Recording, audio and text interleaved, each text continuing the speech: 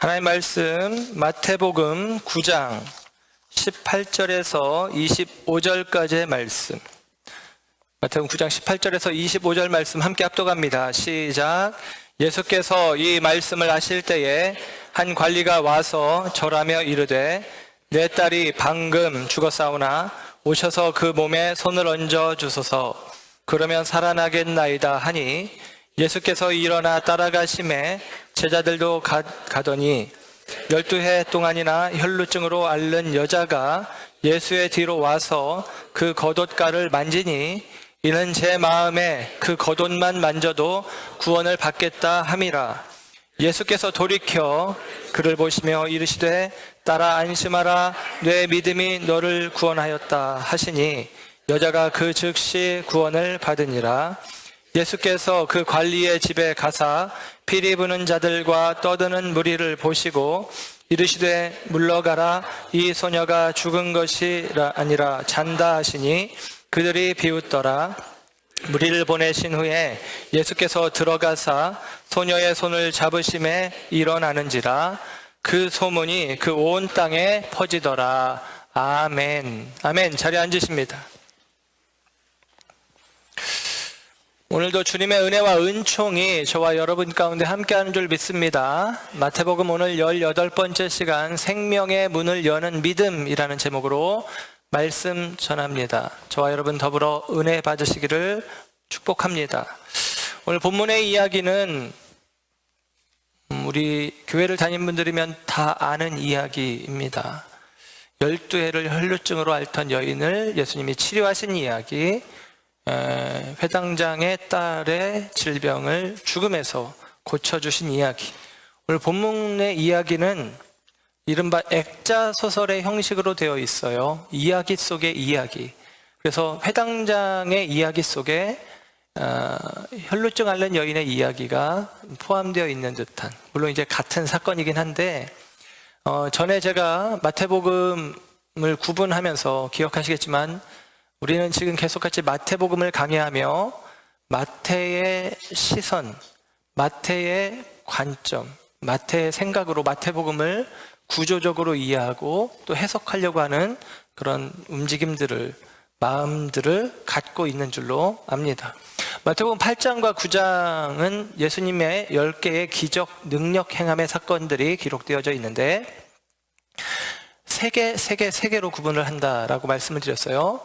10개인데 셋으로 하는 것은 오늘 본문의 사건이 2개의 기적 사건인 동시에 하나로 이해를 하는 것입니다. 그래서 이 예수님의 10개의 기적 사건 가운데 오늘 우리는 7번째, 8번째에 해당하는 기적 사건을 만나게 되어집니다.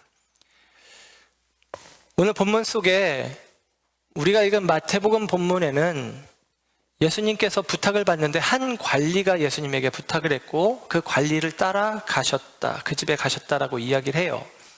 그런데 이 본문과 병행 성경이 되어지는 마가복음과 누가복음에는 이 사람의 이름을 언급해주고 있습니다. 회당장이고 야이로라고 하는 이름을 가졌다라는 거예요. 회당장 야이로의 딸이 병들었을 때에 예수님께서 그 병을 치료하시려고 그 길에 가시다가 12해를 혈루증으로 앓던 여인을 예수님이 먼저 고쳐주시고 그리고 그 집에 가서 이 회당장 야이로의 딸이 그 사이에 죽었는데 그 딸을 살려주셨다라는 이야기가 오늘 본문의 이야기입니다. 마태복음은 마태의 관점에서 썼어요. 다시 이따가 말씀을 드릴 거고, 마가복음은 성경 공관복음 중에 가장 짧거든요. 가장 짧은 복음서인데 이 사건에 대해서만큼은 가장 길게 기록을 해주고 있어요.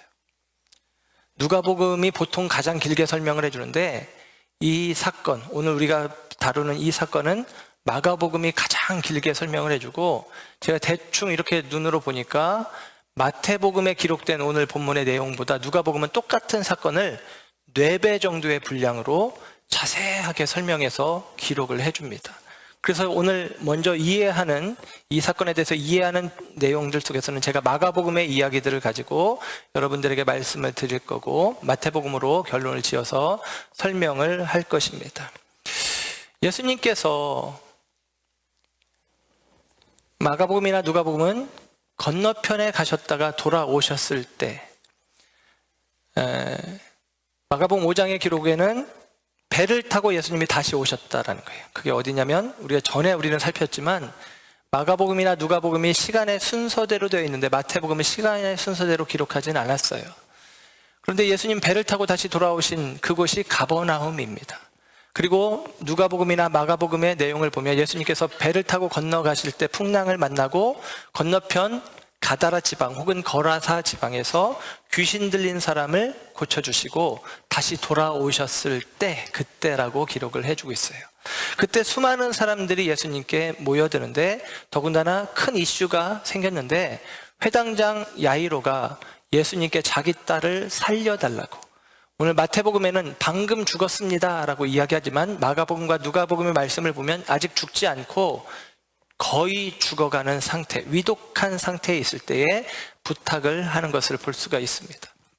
그래서 예수님께서 그곳을 가는데, 오늘 어버이주일인데 예를 들면 회당장 야이로, 회당장이라면, 더군다나 가버나움이 꽤 큰 도시인데 그 큰 도시의 회당장이라면 꽤 지위가 높은 사람입니다. 그런데 그가 예수님께 나와서 마가복음의 표현을 보면 무릎을 꿇고 주님 앞에 엎드려서 간구하는 것입니다. 그게 부모의 마음이죠. 내 체면, 내 명예, 그런 것들은 중요치 않습니다.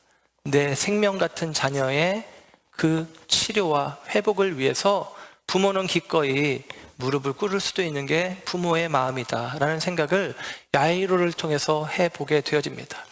야이로가 예수님께 부탁을 했을 때 예수님이 흔쾌히 알았다 하고 야이로를 따라 그 집으로 가는 길에, 오늘 본문에 우리가 조금 더 내용을 다룰 것은 이 혈루증 앓는 여인이 사람들이 예수님을 옹위하고 사람들이 예수님과 더불어 함께 야이로의 집으로 가는 그 길에 혈루증을 앓는 여인이 사람들을 비집고 와서 예수님의 옷자락에 손을 댔다라는 거예요. 그랬더니 그 여인의 혈루증이, 병이 나았다라고 하는 이야기입니다. 이 부분에 대해서 마가복음은 이 혈루증 걸린 여인의 상태를 이렇게 묘사를 해줘요.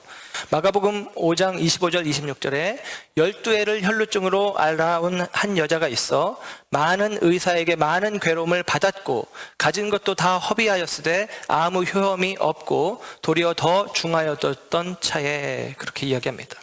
이 여인은 일단 혈루증을 앓고 있다. 이 혈루증은 피가 누수, 피가 계속같이 흐르는 병인데 성경학자들의 견해로는 이것이 여성의 부인병에 해당하는 것으로 자궁에서부터 흐르는 피로 인식을 하고 있습니다. 자궁에 문제가 있다라는 얘기는 여성으로서의 기능이 상실되어지는 것을 이야기를 하고 여성으로서, 여인으로서의 모든 특권을 빼앗긴 채 살아가야 되는 삶을 이야기를 합니다. 그가 이 병을 치료하기 위해서 많은 의사를 찾아갔다고 이야기하고, 지금 병에 걸린 지 12년이니까 아마도 그는 병이 낫기 위해서 12년 동안 많은 의사들을 찾아다녔을 거예요. 용하다는 의사들에게는 다 가보았겠죠. 그런데 괴로움만 더해졌을 뿐 병이 낫지 않았다라는 것입니다. 가끔 중한 병에 걸린 사람들이 그 병을 고치는 과정, 치료의 과정을 옆에서 지켜보는 게 얼마나 힘든지 모릅니다. 예를 들면 항암 치료하는 분들, 몸이 뒤집히고 머리가 빠지고 그리고 마음에 어떤 어려움들이 계속 찾아오고, 제가 저희 어머니도 암에 걸린 적이 있어서 이 암병동에 들어가 보니까 거기는 다 암 환자들이잖아요. 옆에 있던 사람이, 어제 이야기 나누던 사람이 오늘 죽어서 나가기도 하고, 그런 모습들을 보는 과정, 치료의 과정도 굉장히 힘이 든데 그 힘든 치료의 과정을 12년을 지내왔는데 낫지 않은 것이죠. 더군다나 그럼에도 불구하고 사람은 지푸라기라도 잡는 심정으로 생명을 부지하고 싶은 욕심이 있을 텐데, 이제는 성경의 표현으로 보면 물질을 다 허비해버린 것이죠. 그래서 이제는 우리식으로 표현하면 병원비도 없어서 새로운 의사에게 찾아갈 자격도 능력도 없는 상태인 것입니다. 이런 절박한 상황 속에서 마가복음 표현으로는 이 여인이 예수님의 소문을 들었다라고 이야기를 합니다. 예수님, 그분이 병든 자들을 고쳐주셨다라는 이야기를 들은 것이죠. 그러나 여러분, 예수님에 대한 소문이 병든 자를 고쳐주셨다, 약한 자들을 주님은 멀리하지 않는다라는 이야기를 들었을 때 참 좋겠지만, 예수님에 대한 소문은 이런 소문도 있겠죠. 그가 바리새인들과 등지기 시작했다. 그가 율법의 경계선을 넘어서면서 위험한 사람으로, 밀란의 주동자가 될 가능성이 있는 위험한 인물이 되었다 등등의 이야기를 들을 수도 있습니다. 저와 여러분에게도 똑같은 거예요. 오늘 이 시대에도 예수에 대한 이야기들이, 예수에 대한 소문들이 세상 가운데 있는데, 어느 누군가는 그 예수님이 병든 자를 고쳐주시는, 은혜 베푸시는 사람으로, 분으로 인식되기도 하고, 어느 누군가에게는 거짓을 도모하여 많은 사람들을 거짓으로 호도하여 많은 사람들의 잘못된 신앙을 이익의 도구로 삼는, 오늘날 세상에서 말하는 교회에 대한 비난과 비판의 이 이야기로 소문을 들을 수도 있는 것입니다. 그런데 여러분, 저와 여러분이 예수님에 대한 수많은 이야기들 속에 나는 예수님이 필요하다, 예수님이라면 내 인생의 문제를 해결해 주실 수 있겠다라는 이 소문에 저와 여러분들이 귀를 기울일 수 있었던 것, 이 들을 귀가 저와 여러분에게 있었던 것이 은혜인 줄로 믿으시기 바랍니다.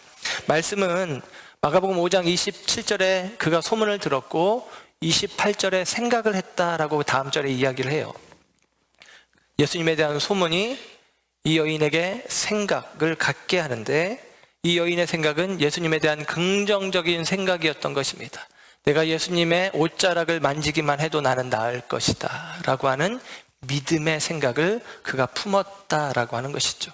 오늘 저와 여러분 가운데도 이 믿음의 마음들이, 이 믿음의 생각들이 우리의 마음에 가득 품어지기를 주님의 이름으로 축복합니다. 주님의 옷자락이라도 내가 만지면 그것이죠. 주님의 옷자락을 우리가 붙잡는 것이 우리들의 신앙이고 믿음일 것입니다. 특별히 오늘 본문 속의 예수님은 아직 십자가를 감당하신 예수님은 아니지만, 저와 여러분에게 이 말씀을 적용한다면 우리가 붙잡아야 될 예수님의 옷자락은 예수님의 피 묻은 옷자락일 것입니다. 그 예수님의 피 묻은 옷자락이 우리가 붙잡아야 될 것이죠. 그 예수님의 피 묻은 옷자락을 우리가 어떻게 만질 수 있는가? 세상에 속한 많은 사람들은 화려한 옷자락, 홍포 옷자락, 왕의 옷자락을 붙잡으려고 하는 경향들이 있습니다. 그 권력의 옷자락 끈앞을 하나라도 붙잡아서 그것이 내게 이익이 되길 원하는 마음으로 살아가는 경우들이 많이 있죠. 그러나 여러분, 저와 여러분이 붙잡아야 될 옷자락은 오직 믿음으로 예수 그리스도의 피 묻은 옷자락, 나의 죄를 덮고 가리우는 이 은혜의 옷자락을 붙잡아야 되는 줄 믿습니다. 예수님의 소문을 듣기 전에 이 여인은 많은 의사를 찾아다녔고 재산을 허비했고, 그럼에도 불구하고 아무 효험이 없었다라고 이야기를 합니다. 여러분, 이 여인의 이야기를 구원의 관점으로 이야기한다면, 우리가 구원을 받기 위해서 어떠한 인간도 우리가 구원을 받는데 기여할 수 없다, 아무 효험이 없다는 사실을 우리는 알아야 합니다. 철학도, 지식도, 과학도, 의술도 저와 여러분을 죄로부터 구원해낼 수는 없습니다. 오직 예수 그리스도의 십자가의 보혈 외에는 저와 여러분을 구원하게 할 능력이 없다라고 하는 사실이죠. 이 혈루증을 설명하기 위해서, 이 혈루증이 참 애매한, 좀 뭉뚱스러운 질환이다 보니 사람들 가운데는 이 혈루증을 오늘날의 혈우병으로 설명을 하기도 합니다. 혈우병은 학명은 이런 거예요. 특수혈소판 감소증. 특수혈소판 감소증. 우리 피에는 적혈구, 백혈구 외에 혈소판이라는 것이 있어요. 그 혈소판이 우리가 상처가 나면 그 혈소판이 공기와 맞닿으며 응고 굳어지면서 그 찢어진 부분을, 상처난 부분을 막아줘서 피가 멈추게 하는 것입니다. 그런데 혈소판 감소증이 특수하게 걸린 경우에 사람들은 혈소판이 없어서 응고가 안 되니까 상처가 나면 피가 멈춰야 되는데 계속 흐르는 거죠. 그걸 혈우증이라고 이야기를 합니다. 그런데 이것은 유전적인 질병인데, 유전적으로 이것도 좀 갑자기 과학 시간 같은데, X 염색체, Y 염색체가 성 염색체인데, 남자는 XY, 여자는 XX인데, XX 염색체에 똑같이 이 혈우병 인자가 있어야만 혈우병이 발현이 되는데, 혈우병이 XX 염색체에 똑같이 여성의 경우 혈우병 유전자가 들어오면 태아일 때 다 죽는다라는 거예요. 요즘에는 드물게 사는 사람도 있다고 표현하지만 그냥 일명 여자 혈우병 환자는 없다. 이게 의학적인 정설입니다. 그런 개념으로 보면 오늘 이 여인은 우리가 알고 있는 혈우병의 개념은 아니에요.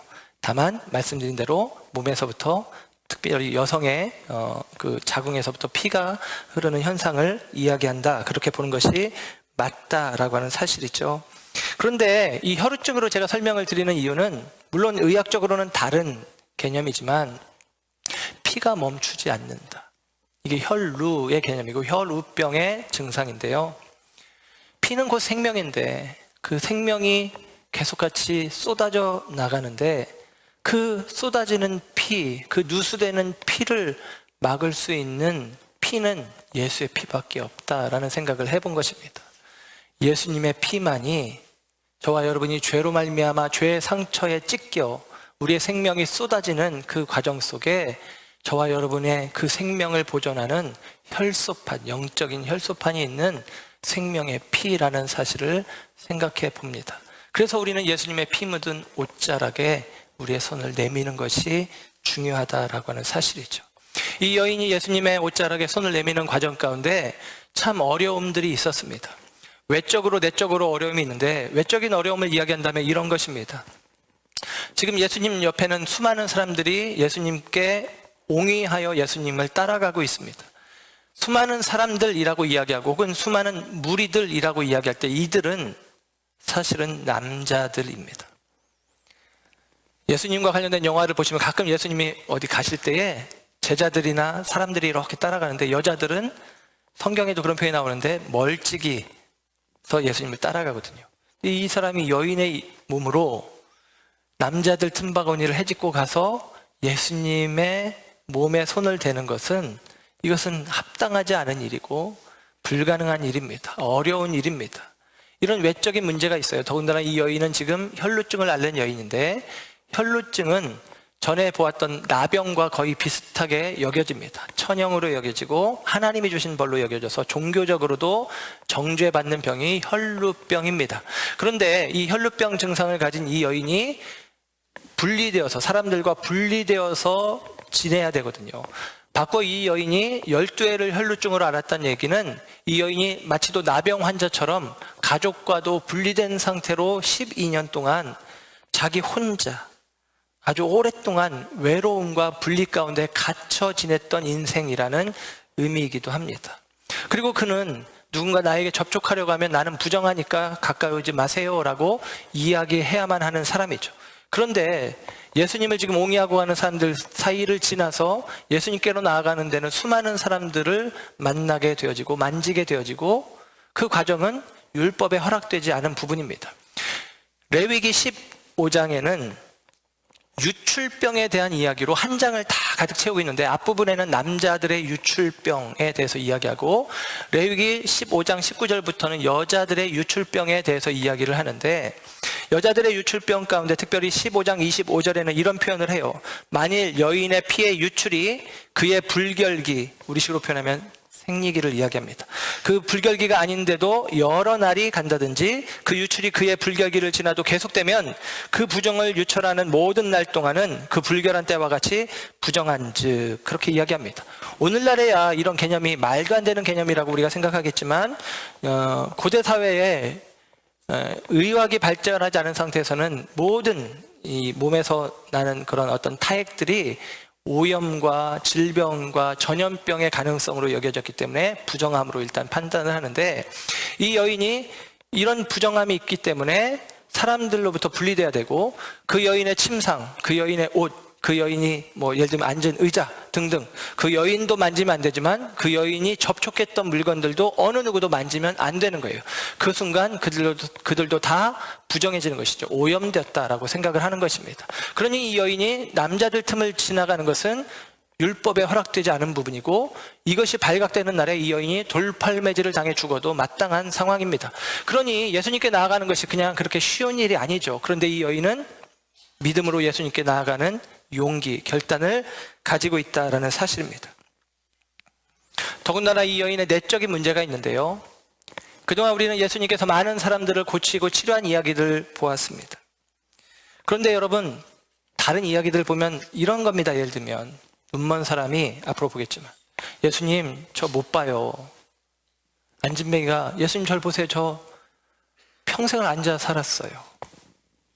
예수님 저 이런 문제들이 있어요 하면서 자기 환부를, 자기 질병의 자리를 예수님께 보이며, 예수님 만져주세요, 예수님 고쳐주세요 라고 이야기를 하죠.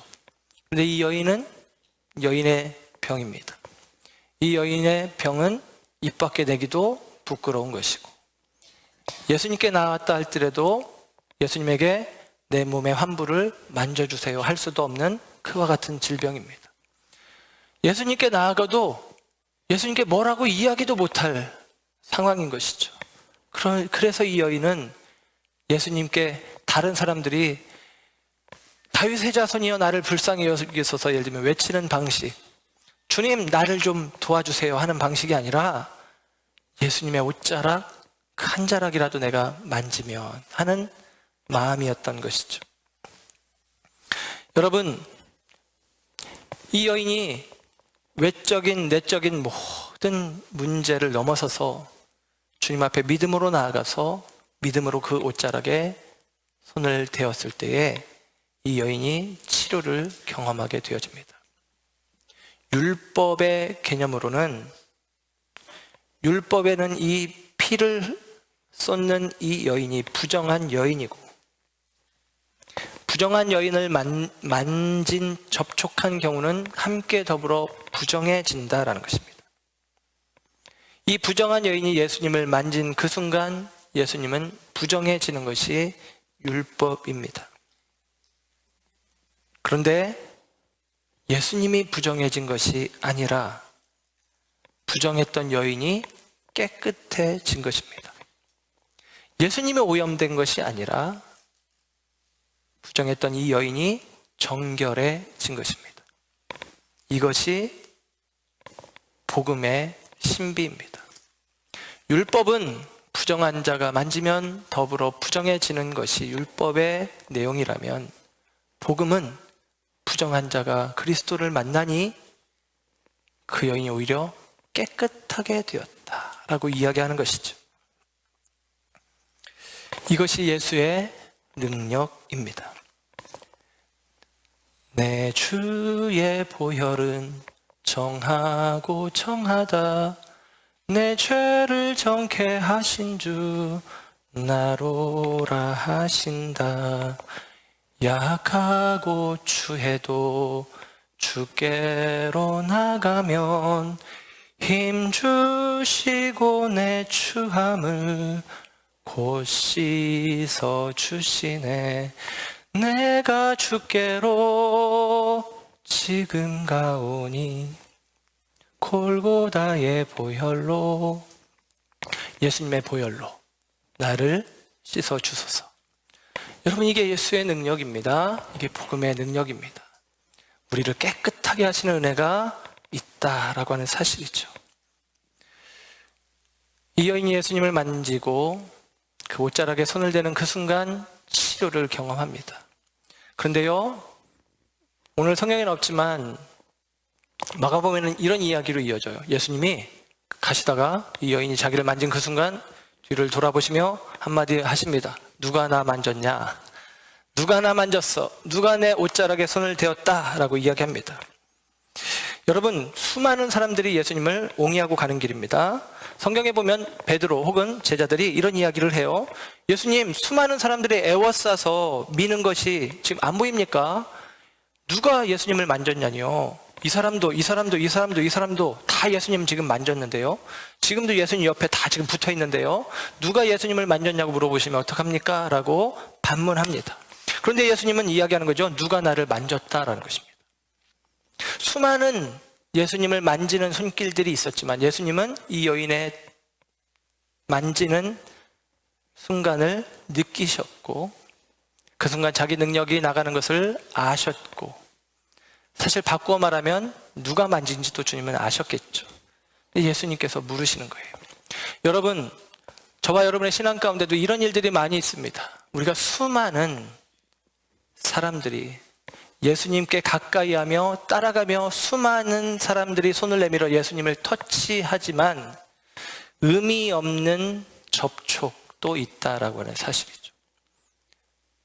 수많은 사람들이 지금 만지고 있는데요. 이 사람도 다 만졌는데요. 근데 예수님은 말씀하십니다. 누가 나를 만졌냐라는 것이죠. 교회에 얼마나 많은 사람들이 몰려오고 있습니까? 얼마나 많은 사람들이 예배하고 찬송하고 기도하고 봉사하고 있습니까? 그런데 그들 가운데 또 얼마나 많은 의미 없는 성도, 변화받지 못하는 성도, 의식적으로 예배하는 성도, 습관적으로만 예배하는 성도들이 얼마나 많이 있습니까? 어릴 때부터 다녔으니까 다녀야 된다라는 마음으로 다니는 분이 있을 수도 있습니다. 교회 가야 좀 사람 관계도 하니까 인간관계를 맺기 위해서 교회를 찾는 분도 있을지 모르겠습니다. 그분들에게 대해서는 예수님이 이렇게 묻지 않습니다. 누가 내 옷을 만졌느냐? 누가 내 피 묻은 손을 붙잡았느냐? 이런 질문은 그들에게 주어지는 질문이 아닙니다. 주님은 지금 찾고 계십니다.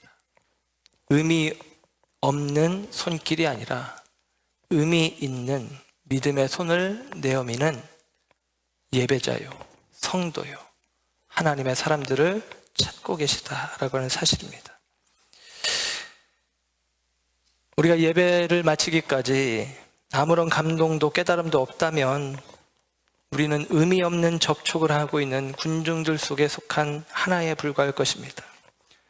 저와 여러분이 이 시간 의미 있는 접촉의 시간이 되길 원한다면 믿음으로 주님께 나아가시기를 축복합니다. 이 여인의 믿음을 마태복음 오늘 본문에서는 21절에 이런 표현을 했어요. 그 겉옷만 만져도 내가 낫겠다라고 하는 그 기대, 그 믿음. 그래서 주님은 그 여인의 터치를, 접촉을 아셨다라고 하는 사실이죠. 히브리서 11장 6절은 이런 말씀입니다. 믿음이 없이는 하나님을 기쁘시게 못하나니 하나님께 나아가는 자는 반드시 그가 계신 것과 또한 그가 자기를 찾는 자들에게 상 주시는 이심을 믿어야 할지니라. 하나님께 나아가는 자는 그가 계신 것, 그가 상 주실 것 믿어야만 한다. 믿음으로 주께 나가는 자가 의미 있는 접촉으로 주님을 만나고 우리 안에 회복의 은혜를, 구원의 은혜를, 생명의 은혜를 경험하게 될 것이다 라고 하는 사실입니다. 이와 같은 믿음의 접촉이 저와 여러분 가운데 있기를 주님의 이름으로 축복합니다. 저는 전에 이 말씀을 드렸었는데 이 말씀을 보면서 궁금한 게 있었어요. 예수님이 아셨고 이 혈루증 여인도 알았어요. 내 병이 나았구나. 혈루 근원이 말랐구나. 예수님도 알았어요. 내게서 능력이 나갔구나. 그리고 예수님이 능력이 나간 것만 알겠습니까? 다른 사람의 속마음도 아시는 예수님인데 이 여인이라는 사실도 알았겠죠. 수많은 남성네들 틈에 껴있는 한 여자, 미친 여자가 아니라 이 여자가 간구함이 있는 여자라는 것도 주님이 알았을 것입니다. 주님은 알았겠죠.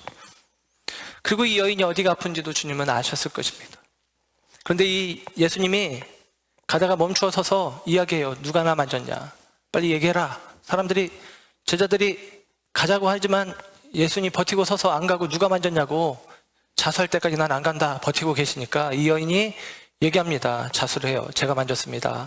그리고 누가복음의 표현으로는 그 손댄 이유와 곧 나은 것을 모든 사람 앞에서 이야기했다 그렇게 이야기합니다. 사람들 앞에서 내가 왜 예수님께 나왔는지, 왜 내가 손을 내밀었는지, 그리고 내가 예수님의 옷자락에 손을 댄 순간 어떠한 일이 내게 있는지를 다 말했다라는 거예요. 근데 여러분, 이게 사실은 부끄러운 일 아닙니까? 여인으로서는 감추고 싶은 이야기일 가능성이 많이 있습니다. 그런데 저 같으면, 제가 예수님이라면 내가 알고 그 여자도 알고, 그러면 저는 센스 있는 사람이니까 그 여자에게 이렇게 윙크 한번, 나았지? 됐지? 하고 가시면 이 여인도 어차피 원함을 채웠고 그럴 텐데, 예수님이 굳이 이걸 속된 말로 까발리는, 드러내는 일을 하신다라는 것이죠. 예수님이 원하시는 것이 무엇이냐? 이 여인의 믿음의 이야기가 사람들에게 들려지기를 원하신다라는 것입니다. 이 여인의 입술에서 그리스도로 말미암아 회복되었다는 신앙의 고백을 듣기를 원하시는 것이고, 이 여인의 믿음이 이 여인에게 어떠한 생명의 역사가 있었는지를 사람들에게 나타내고 싶은 마음이 있었다라고 하는 사실이죠. 저와 여러분이 우리의 인생 속에서도 우리의 삶 속에 예수님을 접촉한, 만난 은혜의 이야기들을 사람들 앞에서 할 수 있었으면 좋겠습니다. 믿음의 이야기가 저와 여러분 가운데 있었으면 좋겠습니다. 내가 어떻게, 어떠한 마음을 가지고 무리를 뚫고 나아가 예수님께로 내가 달려나아가 그분의 옷자락에 내가 어떻게 손을 대었는지, 그리고 주님이 내 인생 속에 어떻게 역사하셨는지를 말할 수 있는 믿음의 이야기들이 저와 여러분 가운데 있었으면 좋겠습니다. 이 혈루증 여인은 부정한 여인입니다. 무리를 뚫고 나가면 안 돼요. 무리를 접촉하여 그들을 비켜내며 나가면 안 됩니다. 그런데 그가 무리를 뚫고 나갔다라는 거예요. 율법에는 금하고 있는 일을 행했기 때문에 의미적으로 이런 의미입니다. 그는 율법의 선을 넘어선 것입니다. 무리의 선을 넘어서고 율법의 선을 넘어서고. 여러분, 우리가 신앙생활하면서 우리가 하나님의 놀라우신 은혜를 경험하는 방편은 율법, 일반적인 우리들의 인간의 규범, 가치, 일반적인 상황 속에 우리 자신을 두어서는 절대로 이 믿음의 역사를 경험할 수 없습니다. 이 경계선을 뛰어넘는 순간이 우리 가운데 있을 때에, 율법의 울타리를 뛰어넘는 믿음의 결단이 있을 때에 저와 여러분 가운데 이 믿음의 이야기는 기록되는 거예요. 저와 여러분이 그냥 너무나도 속된 말로 너무나 아니라고 평범한 신앙 속에 그와 같은 믿음의 자리에만 머물러 있으면 이런 이야기는 쓸 수가 없다라고 하는 사실입니다. 많은 사람들이 신앙생활을 하면서 신앙의 공식에 갇혀요. 율법처럼, 율법주의처럼 그곳에 갇혀서 똑같은 자리에 앉아있기를, 여러분 지난주에 앉았던 자리 거의 다 그대로 앉아 계시잖아요. 그냥 똑같은 예배에 익숙하고 다른 예배 순서 만나면 이거 이상한 거 아니야? 그런 생각도 들고, 그렇게 오랫동안 신앙생활 하다가 자기 공식에 갇혀버리는 경우들이 있습니다. 그런데 여러분, 그 속에서는 믿음의 이야기가 써지지 않습니다. 예측 가능한, 예상 가능한 범위 안에서만 움직여서는 믿음의 역사는 이루어지지 않는 법입니다. 저와 여러분이 이 울타리를, 이 무리의 경계를, 이 율법의 한계를 뛰어넘는 저와 여러분이 되시기를 주님의 이름으로 축원합니다. 믿음의 조상 아브라함, 그에게 익숙함의 자리요 안정적인 자리였던 갈대아 우르, 그가 그 갈대아 우르를 떠나서, 그리고 마지막 경계선인 하란의 울타리를 넘어서서 그가 가나안으로 갔을 때 그는 믿음의 조상이 되어집니다. 그가 만약에 그 울타리를 넘지 않았다면 그는 우리에게 기억되는 믿음의 조상 아브라함이란 이름으로 기억되지 않을 것입니다. 믿음은 뛰어넘는 결단이 우리에게 요구되고 있다는 것입니다. 저와 여러분이, 우리 비전교회가 그와 같은 믿음의 교회가 되어지기를 주님의 이름으로 축원합니다. 그럴 때 우리는 이것이 나의 이야기입니다, 이것이 나의 간증입니다 라고 고백할 수 있겠죠. 이 혈루증 여인에 대해서 캐톨릭에서는 전승에 의하면, 예를 들면 니고데모 복음서라고 하는 처음 들어보죠? 니고데모 복음서. 이 외경인데 거기서는 이 여인의 이름을 베로니카라고 이야기를 해줍니다. 물론 다른 사람으로 추정되기도 하지만 이 예루살렘에 가면 비아 돌로로사라고 하는 예수님의 순환의 길, 십자가 지고 가신 그 길에 14처, 14군데 예수님의 행적을 이렇게 상징하는 자리가 있는데 제6처라는 곳에 한 여인이 젖은 수건으로 예수님의 얼굴을 닦아주었다. 그래서 캐톨릭에서는 성물 가운데 하나가 베로니카의 수건이라고 하는 성물을 그들이 취하기도 합니다. 그래서 이 베로니카라고 여겨지는 이 여인을 혈루증 앓는 여인이라고 묘사를 해요. 십자가를 지고 예수님이 가시는 그 길에 그 길을 막아서는 것은 군병들에게 쫓기고 채이고 심하면 같이 벌을 받을 수도 있는 위험한 상황이지만 예수님으로 말미암아 치유를 경험했던 이 여인 베로니카는 예수님께 나아가는 것을 그는 주저하지 않습니다.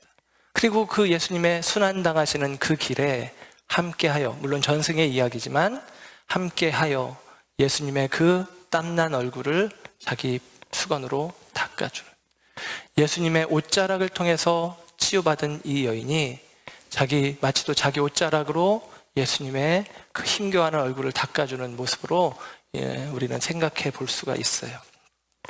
오늘 이야기 속에 혈루증 앓는 여인의 이야기를 많이 드렸지만 이 이야기는 액자 소설의 형식으로, 기억하겠지만 회당장 야이로가 자기 딸을 살려달라고 예수님께 요청했을 때 그 길을 가는 중간에 있었던 이야기를 지금 살폈고, 그 과정 속에 마가복음에는 이 여인과 이야기를 하는 그때 회당장 야이로의 집에서 종이겠죠. 사람이 하나 옵니다. 그리고 이렇게 말을 해요. 당신의 딸이 방금 전에 죽었습니다. 더 이상 선생님을 괴롭게 하지 마십시오. 죽었으니까 끝났어요 라고 이야기를 합니다. 여러분, 자기 딸을 고치기 위해서 예수님이 배 타고 저기 갔다가 돌아오시는 그 순간 기다렸다가 예수님 부여잡고 예수님 빨리 우리 집으로 가시죠 하며 예수님을 재촉해서 무리들이 따라오지만 한 걸음 한 걸음 예수님보다 한 보폭이라도 더 달려가는 그 아버지의 심정, 그 심정으로 예수님을 이끌고 자기 집으로 가고 있는데 한 여인이 중간에 끼어들어서 예수님의 옷을 터치한 것 때문에 예수님이 가던 길을 멈추고 누구냐, 누가 나를 만졌냐, 끝까지 그 사람을 찾아 물색하여 그 이야기를 나누는 그 순간 자기 딸이 죽었다는 것입니다. 어쩌면 그냥 그 길로 곧장 그 길에 갔으면 죽기 전에 예수님이 자기 딸에게 손을 얹어 안수할 수도 있었을 텐데 하는 마음이 이 회장장에게 들지 않았겠습니까? 이 회장장의 입장에서는 이 여자가, 이 혈루증을 걸렸던 이 여자가 얼마나 원망스럽고 얼마나 야속하겠습니까? 여러분, 그런 상황이에요. 그런데 이 이야기가 함께 믹싱이 되어져 있어요. 함께 버무려져 있어요. 이 여인이 자기도 절박해서 내 12년 동안 많은 의사를 찾아가도 낫지 못해서 안타까운 마음으로 예수의 소문을 듣고 예수님께 나온 이 여인도 절박함으로 나온 것이잖아요. 절박함으로. 이 여인의 입장에서 이야기를 해보면 이 무리들이 있는데 이 무리들의 맨 앞에 회당장이 있는 것입니다. 이 종교적인 질병에 걸리면 제사장에게 인정을 받고 병을 확인받는데 예루살렘에 있는 제사장이 아니라 이 가버나움에 있는 회당장이 아마도 그 비슷한 역할을 했을 것인데 다른 사람은 몰라도 이 회당장은 이 여인에 대해서 알 수 있는 가능성이 많아요. 이 여인이 예수님께 나아가려고 했더니 저 앞에 회당장이 보이는 것입니다. 이야, 내 질병을, 내 이 부정한 병을 저 사람이 아는데 내가 저 사람들 앞으로 나아가면 저 사람이 저 여자 부정하다라고 외치는 순간 난 돌팔매질을 당할 텐데, 이 여인의 입장에서 이 회당장이 걸림돌이고 이 회당장의 입장에서 이 여인이 걸림돌이 되어지는 상황입니다. 그런데 이 두 이야기가 함께 믹싱이 되어져 있습니다. 12년 전 마가복음에는 이 회당장의 딸이 12살이라고 이야기하고 우리가 아는 것처럼 이 여인은 12해를 혈루증으로 앓았다라고 이야기를 합니다. 이 사건이 있기 전 12년 전으로 거슬러 올라갔을 때 회당장 야이로의 집에 딸이 태어나며 이 집에는 기쁨의 소리가 넘쳤을 것입니다. 반면 그 같은 해에 같은 시각인지는 모르겠지만 한 여인은 혈루증이 발병하며 깊은 절망의 나락으로 떨어집니다. 그리고 12년이 지나서 오늘 이 여인에게 예수님께서 따라 안심하라, 내 믿음이 너를 구원했다 라고 회복되어지는 그 순간, 주인님, 당신의 딸이 죽었습니다 라는 절망의 소식이 야이로에게 들려집니다. 이것이 우리들의 인생입니다. 우리 안에도 수많은 이야기들이 얽혀 있죠. 우리들의 삶들이 얽혀 있습니다. 누군가는 좋은 일이 있는데 누구는 나쁜 일이 있습니다. 누구는 아이를 생산했는데 누구는 중한 질병에 걸려 어떤 가정에는 큰 슬픔 가운데 있기도 합니다. 어떤 이는 승진을 했다는데 어떤 이는 회사에서 해고되어 경제적인 어려움을 겪기도 합니다. 20대가 되면 극명해지죠. 어떤 놈은 붙고 어떤 놈은 떨어지고. 이게 우리들의 인생이에요. 이게 우리들의 삶의 모습입니다. 이 수많은 삶의 모습들 속에서 오늘 우리에게 들려주는 이야기 중에 하나는 이 버무려지고 믹싱되어진 이 삶의 이야기 속에서 주님이 말씀하시는 것, 성경이 말씀하시는 것은 무엇이냐? 믿음의 선택을 하라라는 것입니다. 이 여인에게도 믿어라. 이 회당장 야이로에게도 믿어라는 것입니다. 저와 여러분이 어떠한 삶의 자리에 있든지 간에 우리의 삶에 예수 그리스도의 생명을 담아내는 삶을 살길 원한다면 믿음의 삶을 살아가야 한다라는 사실입니다. 그것이 저와 여러분에게 주어진 요구이고 주님의 당부입니다. 혈루증 걸린 여인이 예수님을 막아서는 그 순간, 막아선 건 아니죠. 예수님이 그 여인 때문에 멈추어진 그 순간 회당장 야이로의 마음에 야속한 마음이, 그리고 내 딸이 죽었다는 소식을 듣는 그 순간, 아까 그 순간 놓치지 않았더라면, 그때 예수님이 더 재촉해서 가셔서 안수했더라면 살았을 수도 있을 텐데 하는 그 마음이 들 때 그것이 절망으로 느껴지는 것이 아니라 예수님은 마가복음에 어떤 말씀을 하시냐면 회당장에게 그 순간 이렇게 이야기를 해요. 야이로야, 안심하라. 두려워 말고 다만 믿기만 하라. 그럽니다. 여러분, 저는 이게 굉장히 큰 의미가 있다고 생각합니다. 야이로가 예수님을 필요해서 찾았죠. 그러나 죽은 딸을 살리는 믿음의 요청이 있을 텐데 그 야이로에게 걸림돌처럼 여겨졌던 혈루증 여인이 믿음으로 손을 내밀었더니 12해를 앓았던 혈루증이 나았다라는 사실을 가장 가까이에서 목격하고 그 이야기를 들은 야이로가 예수님에 대한 믿음의 결단이 서는 것은 너무나 당연한 것 아니겠습니까? 이 혈루증 걸린 여인은 야이로의 인생의 걸림돌이 아니라 야이로의 믿음을 크게 하는 디딤돌이 되었다라고 하는 사실입니다. 이 이야기는 믹싱되어 있죠. 저와 여러분의 삶의 이야기들이 믿음의 이야기들로 서로가 고백하고 이야기 되어질 때 나의 삶의 이야기가, 믿음의 이야기가 다른 이들에게 디딤돌이 되어지는 은혜의 방편들이 되어질 것을 기대하시고 저와 여러분 모두가 이 믿음의 이야기들을 써내려갔으면 좋겠습니다. 마태복음은 이 본문, 이 아주 자세하게 기록한 이 마가복음의 내용들을 아주 간략하게 이야기를 합니다. 이 여인의 믿음의 내용, 이 회당장 야이로의 이야기들은 거의 생략하고 그냥 예수님 이야기를 담백하게 이야기하는 거예요.